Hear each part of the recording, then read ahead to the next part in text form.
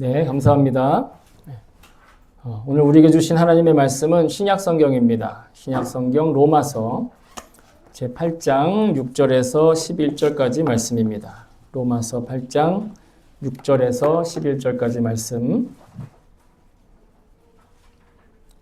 로마서 8장 6절에서 11절.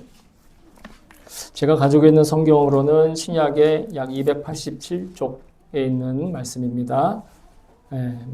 찾으신 분들은 성경을 들고 자리에서 일어서 주시기 바랍니다. 로마서 8장 6절에서 11절까지 말씀 찾으신 분, 네, 됐나요? 자, 그러면 우리 같이 받들어 읽겠습니다. 시작. 육신에 속한 생각은 죽음입니다. 그러나 성령에 속한 생각은 생명과 평화입니다. 육신에 속한 생각은 하나님께 품는 적대감입니다. 그것은 하나님의 법을 따르지 않으며 또 복종할 수도 없습니다. 육신에 매인 사람은 하나님을 기쁘게 해드릴 수 없습니다. 그러나 하나님은 영이 여러분 안에 살아계시면 여러분은 육신 안에 있지 않고 성령 안에 있습니다. 누구든지 그리스도의 영이 없으면 그리스도의 사람이 아닙니다. 또한 그리스도께서 여러분 안에 살아계시면 여러분의 몸은 죄 때문에 죽은 것이지만 영은 의 때문에 생명을 얻습니다. 예수를 죽은 사람들 가운데서 살리신 분의 영이 여러분 안에 살아계시면 그리스도를 죽은 사람들 가운데서 살리신 분께서 여러분 안에 계시는 자기의 영으로 여러분의 죽을 몸도 살리실 것입니다. 아멘. 주의 말씀입니다. 예, 모두 자리에 앉아주시기 바랍니다. 제가 설교를 위해서 잠깐 기도하겠습니다. 죄송합니다. 참 좋으신 하나님 아버지 감사합니다. 오늘도 이 시간도 우리가 주의 귀한 말씀 그리고 복되고 너무 아름다운 말씀 그리고 멋지고 기가 막힌 이 말씀 하나님 우리가 함께 나눌 때 인간의 말로 소리를 내고 또 인간의 귀로 그 소리를 듣습니다. 그러나 우리 안에 성령님 살아계시니 말하는 자나 듣는 자가 다 성령으로 하나 되게 하셔서 하나님의 말씀을 전하게 하시고 하나님의 말씀을 들을 수 있게 해주시옵소서. 우리의 마음이 하나님께 기쁨이 되는 시간 될 수 있게 도와주시옵소서. 감사드리며 예수님의 이름으로 기도합니다. 아멘. 할렐루야. 감사합니다. 주의 이름을 찬송합니다. 계속해서 사순절 연속으로 말씀을 전하고 있습니다. 지난 주일엔 네 번째 주일이었고요. 에베소서 말씀을 통해서 하나님의 자녀로 회복된 우리가 이 어두움의 세속의 가치관 그리고 시대정신의 이 흐름에 매몰되어 있는 영적인 잠에서 깨어나서 빛의 자녀로 살도록 불러주시는 그 주님의 음성을 우리가 또 들었습니다. 우리가 깨어난다라는 것, 혹 깨어있다라는 것, 이것은 다른 것이 아닌 우리의 주님이신 예수님과 함께 동행하고 그 임재 가운데 살아가는 것이라고도 말씀드렸습니다. 저와 여러분이 그런 깨어있는 삶, 그리고 깨어나는 삶, 빛의 자녀로서의 삶에 풍성한 열매가 맺는 삶을 살 수 있기를 정말 소망합니다. 오늘은 5번째 주일 말씀을 나누도록 하겠습니다. 본문은 로마서 8장이고요. 오늘 본문의 이 가장 핵심적인 주제 그리고 한 단어로 표현하면 오늘 제가 이렇게 정한 타이틀 육신의 생각과 영의 생각이라고 말할 수 있겠습니다. 오늘 본문 우리가 같이 읽었던 처음에 6절부터 8절 사이에 보면 육신의 생각으로 사는 삶과 영의 생각으로 살아가는 삶을 비교하면서 육신의 삶으로 살아가는 것에 대해서 경고하는 말씀입니다. 여기서 육신의 생각으로 산다는 게 뭐냐? 바로 육신으로 사는 사람을 얘기하는 거예요. 근데 이렇게 얘기하면 우리 중에 육신으로 살지 않는 사람은 아무도 없어요. 다 육신으로 살아요. 육신이 있기 때문에 우리가 지금 살고 있는 거예요. 교회를 다니냐? 아니면 다른 종교를 믿냐? 이 사람 착한 사람이냐? 아니면 좀 못된 사람이냐? 예? 남들한테 해만 끼치는 사람이냐? 유익을 끼치는 사람 상관없어요. 다 육신적인 조건에 하에서 살아가고 있어요. 그럼 숨 쉬는 사람 중에 육신으로 살고 있지 않다라고 할 수 있는 사람은 아무도 없다라고 해도 과언이 아닐 것입니다. 그런데 오늘 본문이 우리에게 말하고자 하는 그 육신으로 사는 것과 육신의 생각으로 사는 것, 이것은 뭐냐? 육신으로 살고 있는데 그 육신으로 사는 것에만, 그 조건과 환경에만 몰두하고 몰입하고 거기에만 매여 있는 삶을 육신의 생각으로 사는 것이다. 이렇게 판단하고 있다는 거예요. 다시 말해 세속적인 관심만 가지고 있는 거예요. 영적인 데는 관심이 없고 육신의 자기의 현실의 사실에만 이렇게 눈이 열려 있는 사람, 그것으로 가득 차 있는 거죠. 그런데 여러분, 좀 자극적인 이야기이지만 성경의 말씀은 그렇게 세속적이기만 하고 현실만 생각하고 사실만 이야기하는 그런 육신에 속한 생각은 곧 죽음이다, 이렇게 얘기하고 있어요. 나는 그래도 멀쩡하게 잘 살고 있는데 이렇게 생각하실지 모르겠지만 여러분, 결국 이 육신이 다 죽음으로 연결되기 때문에 육신의 생각이 죽음이다 얘기를 하는 거예요. 지금 나는 안 죽었고 아직 나는 팔팔하고 아직 나는 건강하고 아직 죽음에 대한 아무런 의식도 없는 나지만, 그러나 그 삶이 끝나면 뭘로 끝나요? 죽음으로 끝난다라는 거예요. 살아있지만 죽어있다라는 표현이에요. 살아있으나 죽은 거와 다른 바 없다라는 거예요. 굉장히 극단적으로 들리시고 잘 이해가 안 되기도 하고 동의가 안 되실지 모르겠지만 여러분, 모든 육신은 언젠간 다 죽어요. 육신을 가진 것 중에 영생하는 건 단 하나도 없어요. 아무리 오래 살았던 나무라도, 나무들이 좀 오래 살죠. 그죠? 제가 이스라엘 갔더니 거의 2000년 넘은 올리브 나무가 있더라고요. 예수님 당시 때도 있었던 올리브 나무. 그러나 그렇다 할지라도 반드시 수명이 있기 때문에 반드시 죽어요. 이것은 이 땅에 살아가고는 모든 육신을 가진 존재들의 최종적인 운명이다라고까지 이야기할 수 있을 것 같습니다. 우리와 다른 종교인 불교에서는 윤회를 이야기하거든요. 윤회 들어보셨죠? 뭔가 사람뿐만 아니라 모든 살아있는 게 죽으면 끝이 아니라 다시 태어난다는 거예요. 다른 육체로.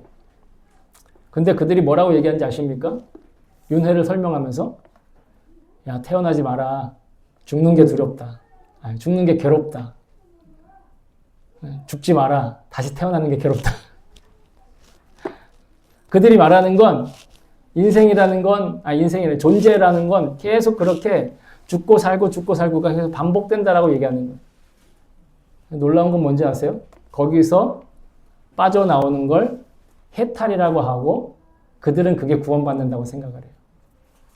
근데 지금까지 그렇게 해탈해가지고 그 윤회에서 빠져나온 사람은 단 한 사람밖에 없어요. 그들의 논리로 말해도. 그게 누구다? 그게 부처다.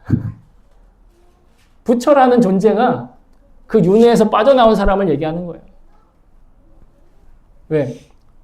죽으면, 윤회하는 속에서는 죽으면 다시 태어날 게 괴로운 거고, 태어나면 언젠가 또 죽으니까 괴롭다라는 거예요.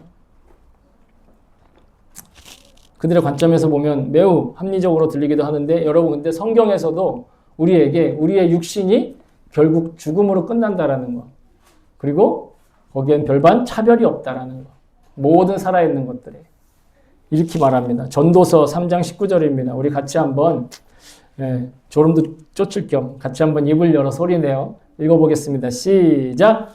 인생이 당하는 일을 짐승도 당하나니 그들이 당하는 일이 일반이라 다 동일한 호흡이 있어서 짐승이 죽음같이 사람도 죽으니 사람이 짐승보다 뛰어남이 없음은 모든 것이 헛됨이로다. 짐승과 사람이 존재 가치는 다를지 모르겠지만 육신을 가지고 있다는 것에 동일하다는 거예요. 그래서 육신의 죽음이 그를 기다리고 있기 때문에 모든 인생도 모든 존재도 다 허무하다. 전도서는 계속 다 모든 것이 헛되다라고 얘기하거든요. 인간의 육신이나 짐승의 육신이라 그 마지막은 죽음으로 끝난다라는 면에서 헛되다라는 공통점을 갖고 있어요. 결국 죽음을 향해 가는 육신의 메인 생각들은 생명의 근원이신 하나님께 대한 적대감이라고까지 얘기하고 있어요. 다시 말해 우리가 살아있지만 이 살아있는 육신이 반드시 죽는데, 그런데 우리가 생각하는 것이 육신에만 매여 있으면 결국 죽음에 매여 있다라는 말이라는 거예요. 그러니 육신에 매여 있는 생각은 하나님은 영생하시고 하나님은 생명이시기 때문에 하나님과 정반대가 된다, 이런 논리라는 거예요. 논리적으로 말이 맞죠? 그래서 8절은 말합니다. 육신에 매인 사람은 하나님을 기쁘시게 할 수 없다. 오늘 우리가 함께 주님의 기쁨 되기 원한다. 네? 내가 주님의 것이 되기 원한다. 찬송하고 뭐 오늘뿐만 아니라 우리는 항상 주님의 기쁨 되기를 기도하고 찬송하잖아요. 찬양하는데 육신에 매여 있으면, 육신의 생각에 매여 있으면 하나님 기뻐하실 수 없다는, 너무 당연한 거 아닙니까? 아니 내가 예를 들면 부모와 자식 간의 사이가 관계가 안 좋아요. 근데 그걸 보고 부모 중에 아이고 기쁘다, 얘가 나를 싫어하네, 이럴 부모가 있어요?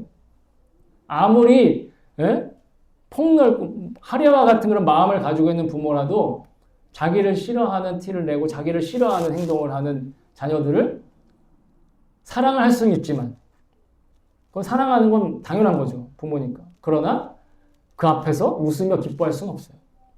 하나님도 마찬가지예요. 하나님도 우리가 하나님을 거역하면, 하나님과 반대되는 삶을 살면 사랑하세요. 사랑이 변하지 않아요. 뭐 사랑이 변하냐 이러면서 막 있는데 사랑은 변하지 않습니다. 하나님의 사랑은.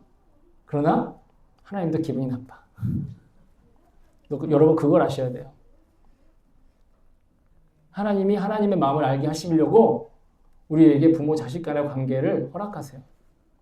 그래서 우리더러 하나님을 아버지라 부르라 하시는 거예요. 그러니까 내가 하나님을 알려면 나와 아버지의 관계, 부모의 관계, 이런 것들을 잘 헤아려 보면 거기에 그림자처럼 담겨져 있어요.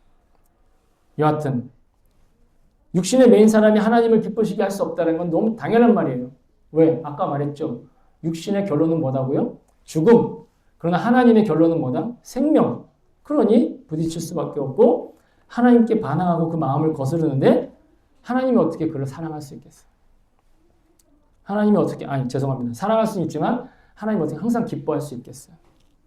아무리 우리가 종교적인 열심을 내고 사람들에게 수많은 칭찬을 받는 그런 인생, 모범적인 인생을 살고 있더라도 만약에 그 삶의 중심이 육신의 생각으로, 육신의 욕심만을 채우기 위해 살고 있다.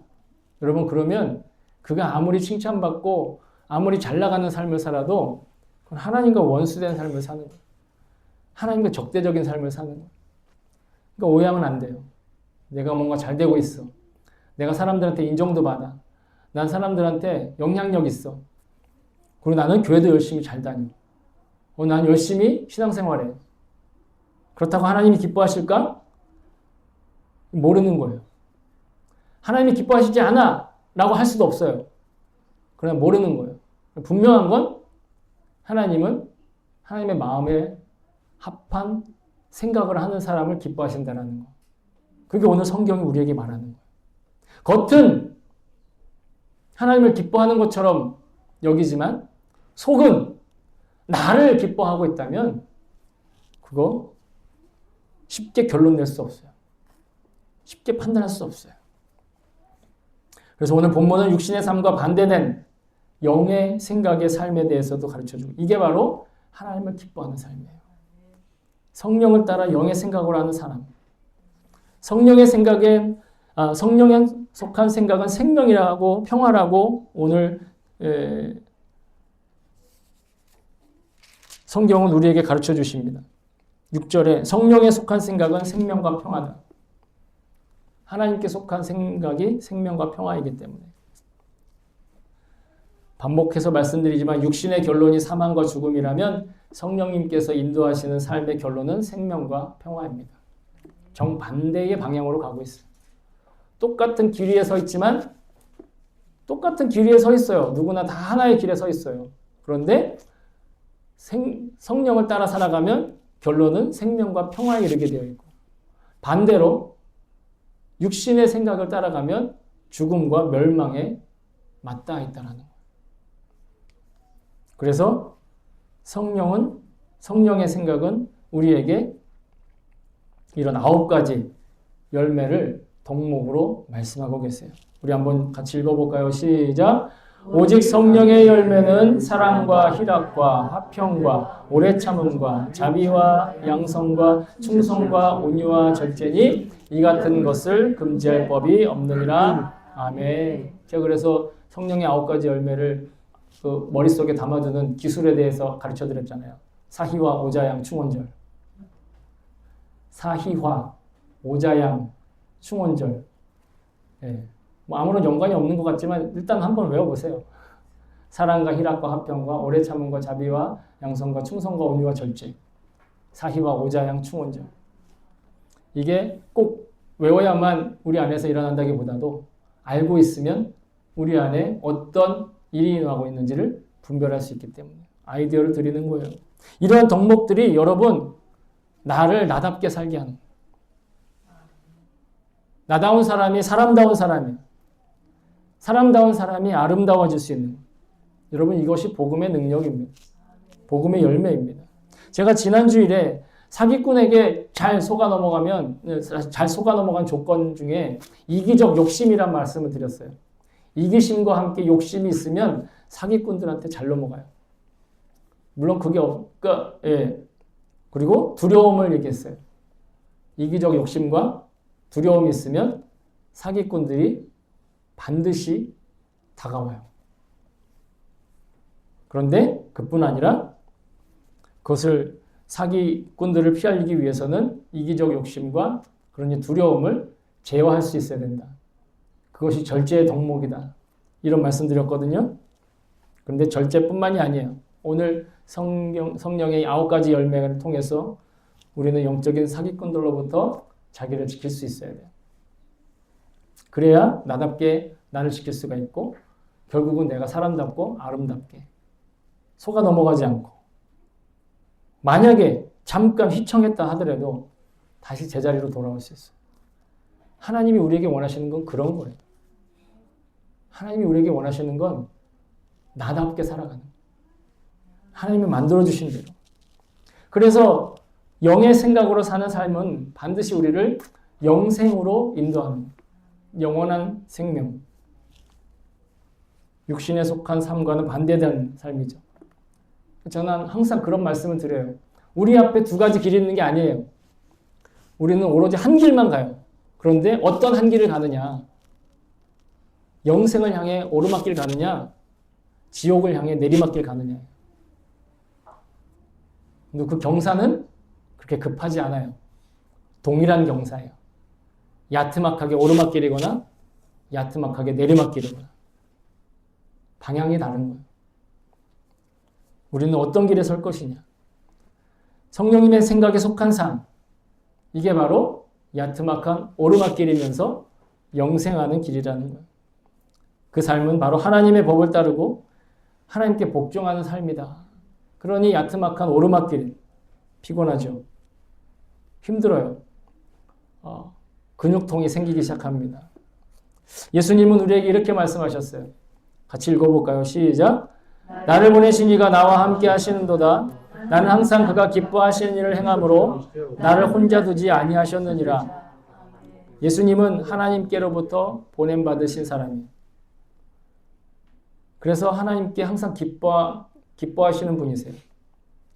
그래서 예수님이 세례받을 때도 성령이 나타나서 이가 내가 기뻐하는 자다. 이렇게 선포하셨잖아요. 그러므로 예수 믿는 게 예수님을 이 땅에 보내신 하나님께서 기뻐하시는 일이다. 우리는 그렇게 믿을 수 있다는 거죠. 같이 읽어볼까요? 시작! 예수께서 대답하여 이르시되 하나님께서 보내신 이를 믿는 것이 하나님의 일이니라 하시니. 아멘. 하나님이 기뻐하시는 일, 하나님의 일. 제가 아까 말씀드렸죠. 하나님이 우리를 다 사랑하십니다. 그러나 다 기뻐하시진 않습니다.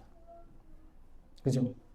우리들 자녀들 다 사랑하죠. 여기 자녀가 없는 분도 계시지만 여러분의 부모님은 여러분 다 사랑하시죠?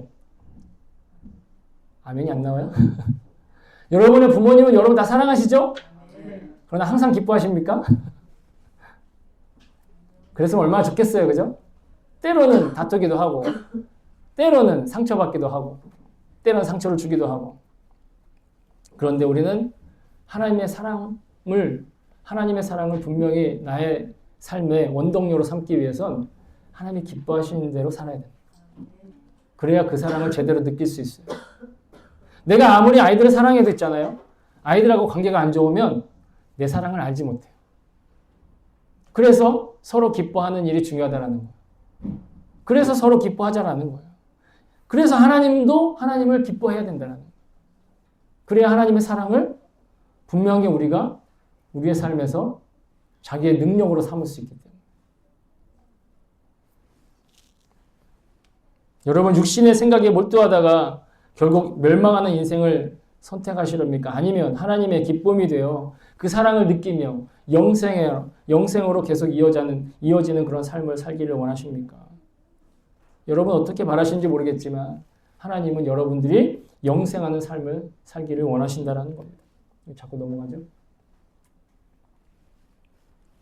근데 육신에 속한 생각과 반대되는 성령에 속한 생각, 이 성령에 속한 생각을 자칫 잘못하게 생각하면 여러분 그냥 어떤 율법적인 행동을 하는 것으로 그냥 교리를 따르는 것으로 그냥 뭔가 이렇게 정해져 있는 매뉴얼만 잘 따르면 그러면 되는 거다 이렇게 어떻게 보면 오해할 수가 있거든요. 그러나 그렇게 되면 기독교라는 이름의 종교를 따르지만 그 포장된 육신의 생각을 하고 육신에 속한 삶을 살게도 될 수 있다라는 것입니다. 그 대표적인 예가 예수님 시대의 서기관들과 바리새인들, 율법학자들이었어요. 그들은 하나님을 사랑한다고 생각했어요. 하나님을 기뻐한다고 생각했어요. 그러나 겉만 그랬어요. 속은 그렇지 않았다는 거죠. 예수님이 이렇게 말씀하십니다. 우리도 같이 한번 이 경고의 말씀을 같이 읽어볼까요? 시작!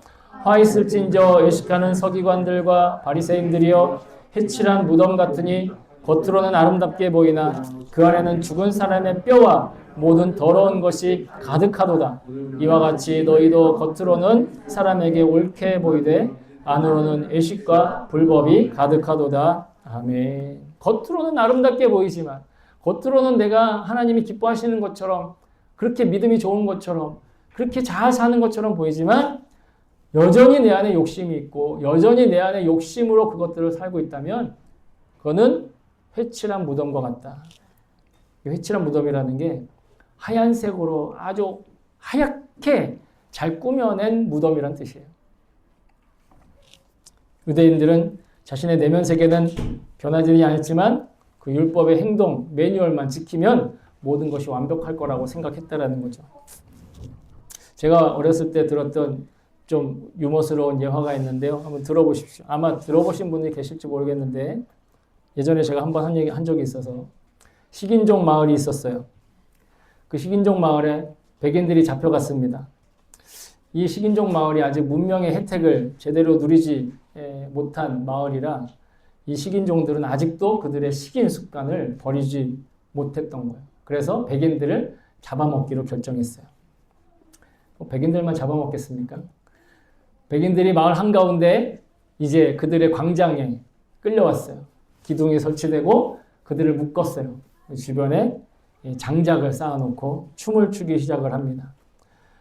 귀한 양식을 준 자신의 우상에게 막 소리를 지르면서 이렇게 기쁨에 환호에 춤을 추기 시작합니다. 모두 기뻐하고 다 환희에 가득 차 있어요. 근데 그 중에 단 한 사람만 이 식인종 가운데 단 한 사람, 물론 백인들은 죽을 맛이죠. 근데 그 추장에 아들이 한 명 있었어요. 근데 아들만 그 광경을 보면서 굉장히 근심하고 있는 거예요. 저래서는 안 되는데 하는 그런 모습으로 보고 있는 거예요. 이 종족에 유일하게 도시에 도시물을 먹고 온 유일한 유학파 그런 추장의 아들이었어요. 앞으로 이 종족을 이끌 아들이었기 때문에 추장이 유학을 보냈던 거예요. 잔치가 한창 무르익어 이제 장작에 불을 붙이는 순서만 남았어요. 갑자기 추장의 아들이 소리를 지면서 잠깐 멈추시오. 사람들을 박차고 나와 소리를 질렀어요. 아니 언제까지 우리가 이런 원시적인 삶을 살아야 한단 말입니까? 이런 구습은 이제 없어져야 합니다. 모두가 다 놀라고 어쩔 줄 몰라 하고 순간 다 얼음이 됐어. 그리고 식인종의 말을 알아듣는 백인이 다른 백인들한테 얘기해. 야, 저 사람이 뭔가 특별한 일을 하려나 봐. 이제 우리 사는 것 같아. 희망을 가져도 좋겠어. 이제 살 수 있을 것 같아. 라고 생각했습니다. 그때 추장의 아들은 다시 말을 이었습니다. 여러분, 도시에서는 더 이상 장작을 쓰지 않습니다. 우리 가스 버너로 맛있게, 깨끗하게, 끓음 없이 구워 먹읍시다. 이렇게 했다는. 실제로 있었던 일은 아니고요. 그냥 웃자고 하는 얘기인데 이제 웃으시는군요. 만약 우리가 성령의 생각을 한다고 하면서 여전히 마음의 중심이 바뀌지 않고 성령의 생각을 하는 척만 하고 실제로는 육신의 생각을 하면서 단지 우리의 습관만 기독교적으로 종교적인 그런 행동만 따라하고 매뉴얼만 따라하고 애쓰고 있다면 제가 말씀드린 이 식인종 추장의 외아들과 같은 아무리 도시 유학을 하고 문명을 맛보았어도 여전히 식인종의 그 문화에 벗어날 수 없는 성령의 생각을 하는 것과 종교적 교리를 지키기 위해 고민하는 건 그래서 전혀 다른 것입니다. 식인종들이 식인 습관을 가진 사람들이 문명사회의 일원이 되기 위해서라면 그 식인 습관을 버려야 하는 것처럼 우리가 성령에 속한 사람이 되기 위해선 여러분 우리의 사고방식과 삶의 지평 즉 패러다임 시프트, 패러다임이 바뀌어야 한다는 것입니다. 근데 여러분 놀랍게도 우리의 노력과 우리의 몸부림과는 달리 하나님께서는 우리의 사고방식과 삶의 지평을 이미 넓혀주시겠다고 약속해주시고 불러주시고 그 일을 이미 행하셨다라는 거예요. 그게 이 십자가에서 나타나요. 여러분 약속과 부르심이 믿어지시기를 축복합니다. 우리의 사고방식 패러다임이 바뀌고 삶의 지평이 넓어진다는 것 과연 그럼 무엇을 뜻하는가? 오늘 본문에 9절과 10절이 이야기를 하고 있어요. 9절과 10절은 이렇게 얘기합니다. 간단하게 얘기하면 그리스도의 영이 우리 안에 살고 계십니다. 그리스도의 영이 우리 안에 살고 계시는 걸 나도 같이 동의하고 체감하고 함께 살면 되는 거예요. 내가 종교적인 생각, 기독교적인 생각 아니면은 어떤 지식 이런 것들 많이 알고 학습하고 배우고 이게 전부가 아니에요. 물론 그게 도움이 됩니다. 그죠? 교리를 아는 것 중요합니다. 이단과 마주쳤을 때 우리가 교리가 분명하지 않으면 어떻게 하겠어요? 그래서 바울도 우리에게 이렇게 권면하거든요. 같이 읽어볼까요? 시작. 육체의 연단은 약간의 유익이 있으나 경건은 범사에 유익하니 금생과 내생에 약속이 있느니라. 아멘. 경건의 활동, 그죠? 경건스러운 그런 행동이 우리의 유익한 일을 가져다 준다라는 거예요. 그러나 우리에게 진짜 중요한 건 그리스도의 생각과 그리스도의 인격이 내 내면 세계 안에서 살아 숨쉬며 활동해야 한다라는 것입니다. 이게 죄송합니다. 이게 그리스도께서 내 안에 사시는 거예요. 여러분 우리가 예수님을 구세주로 고백하고 그리고 구원받고 그렇게 살면 그때부터 우리 안에 예수님의 영이신 성령님이 와 계시잖아요. 그러면 그건 예수님이 내 안에 와 계신 거나 마찬가지예요. 성령님이 내 안에 내주하고 계시면.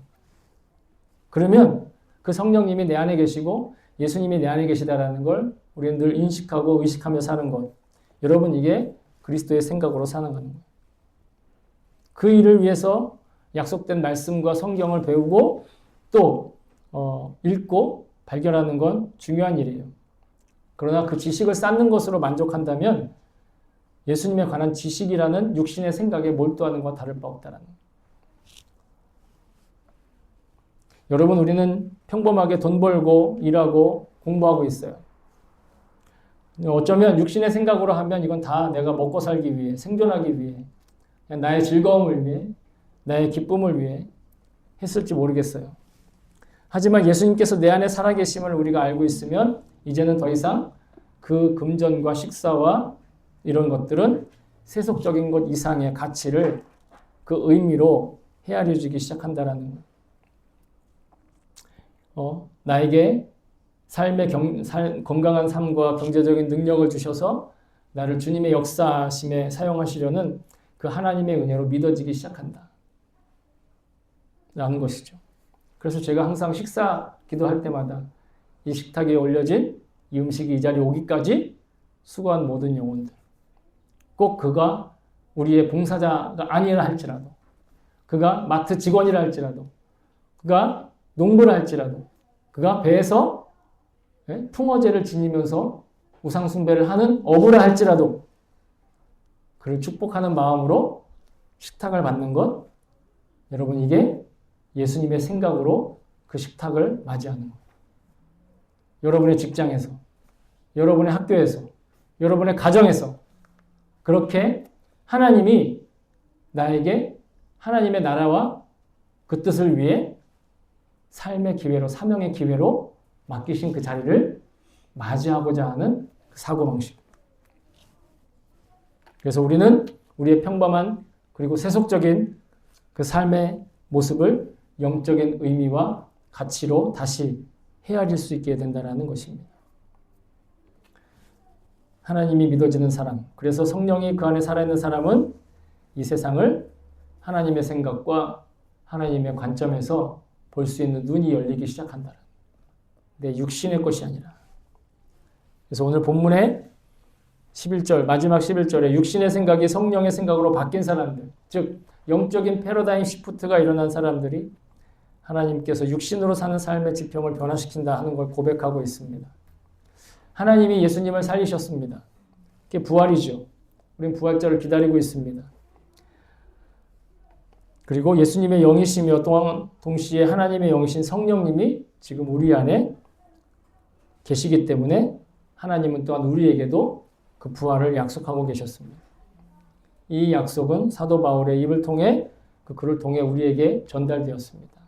바로 고린도전서의 말씀 같이 읽어보겠습니다. 시작. 그러나 이제 그리스도께서 죽은 자 가운데서 다시 살아나사 잠자는 자들의 첫 열매가 되셨도다. 아멘. 잠자던 자가 깨어나 부활하는 첫 열매가 예수님. 그리고 그 첫 열매 이후로 수많은 사람들이 여전히 그 부활의 기쁨의 영생의 자리에 서서 나아가고 있다는 것입니다. 바울의 입을 통해서 전해진 이 말씀과 고백이 지금 우리에게도 주어진 약속입니다. 우리도 부활할 겁니다. 여러분, 부활절에만 부활을 생각하는 게 아니라 우리는 매주 예배를 드리며 우리가 우리의 삶에 부활이 약속되어 있다는 걸 기억할 수 있다는 거예요. 그래서 예배하는 거예요. 그래서 예배를 드릴 수 있는 겁니다. 하나님께서 우리의 생각과 이 사고방식 그리고 가치관과 세계를 바꾸시는 이유가 바로 우리에게 늘 새로운 삶의 지평에 그 일상을 살게 하시기 위해서입니다. 다시 말하면 우리는 늘 새로운 삶을 산다는 거예요. 아침에 일어나면 어제와 같은 지겨운 삶이 아니라 어제와 같은 똑같은 삶이 아니라 새로운 삶이 열려지는 거예요. 그러니 우린 기뻐할 수밖에 없는 거예요. 이 영생의 지평에서 우리는 육신을 통해서도 하나님의 살아계심을 증거할 수 있다. 라는 것이죠. 그래서 다윗이 시편 23편에 이렇게 고백하고 있습니다. 같이 읽어볼까요? 시작. 내 영혼을 소생시키시고 자기 이름을 위하여 의의 길로 인도하시는도다. 아멘. 하나님이 하나님의 이름을 걸고 우리를 의의 길로 인도하신다는. 하나님이 하나님의 이름을 걸고. 그러니까 우리가 의롭게 살아간다는 건 우리의 책임이나 우리의 노력이나 우리의 능력이 아니다라는 거예요. 하나님의 이름이 그 정도의 가치를 가지고 하나님의 이름으로 지금 그 일을 행하고 계신다는 거예요. 그러니까 우리가 거룩하게 산다라는 건 그냥 나 혼자 단순하게 내가 그냥 잘 먹고 잘 살고 아니면 내가 잘 사는 것이 아니라 하나님의 이름에 명예가 걸려있는 일이라는 거예요. 하나님이 당신의 이름 더럽히지 않기 위해 우리를 의로운 길로 인도하고 계세요. 그러니 하나님께서는 하나님의 여기 숨쉬고 있는 하나님의 영에 살아있는 우리 귀한 성도들을 우리를 의의 길로 우리의 육신의 삶을 결코 버리지 않으시고 떠나지 않으시는 것을 믿습니다. 오히려 육신적인 것에 몰입하며 살아가는 것 그래서 사망을 향해서 질주하던 우리의 몸을 회복시켜 주시고 차원이 전혀 다른 지평의 삶을 지금 열어주고 계신다는 거예요. 그게 바로 우리가 예수님을 믿고 있는 축복이다라는 거예요. 사랑하는 성도 여러분, 우리는 지금 사순절을 지키면서 주님의 고난과 죽으심을 생각하며 일상생활의 불편함을 회피하려는 그 이기적인 욕심을 제어하는 절제를 배웠으면 합니다. 좀 어렵게 쓰여졌죠? 어쨌든 사순절을 지키면서 절제를 배우자라는 거예요. 왜? 죄인인 나를 구원하시기 위해 내가 받아야 될 그 심판의 고통을 대신 지신 그 십자가를 생각하면서 경건한 태도로 자신을 겸손하게 낮추며 사는 일상을 연습하는 기간이 바로 사순절 기간입니다. 육체적으로 그런 일상만 살다가 죽음으로 허무하게 끝날 그런 인생이 아니라 영생의 주인공으로 살자라는 것입니다. 하나님께서 우리를 영생하는 존재로 부르셨고 예수님께서 부활하신 것처럼 여러분 우리도 부활의 삶을 살 수 있도록 지금 부르시고 약속하셨습니다. 저와 여러분이 이 세속의 조건에 맞추려고 몸부림치느라 휘둘리며 사는 이 속된 일상이 아니라 언제나 나와 함께 계시는 예수님의 시선을 의식하며 주님과 행복하게 동행하는 그런 생명력이 넘치는 늘 새로운 평안의 평강의 일상을 살 수 있기를 다시 한번 주님의 이름으로 축복합니다. 아멘. 아멘.